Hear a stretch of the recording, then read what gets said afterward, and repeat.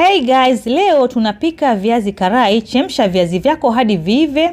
Alafu chukua bakuli, weka unga wa ngano na uweke unga wa dengu nusu kwa nusu, weka chumvi, weka rangi, weke maji na ukoroge hadi mchanganyiko wako utapokuwa kama hivi mzito.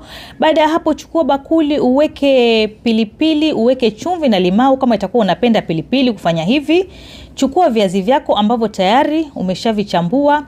Chukua hiyo pilipili yako na uweke katikati kama hivi. Baada ya hapo unganisha kiazi chako na ukate zile piece mwenyewe utakazopenda, ukipenda kubwa ama ukipenda ndogo.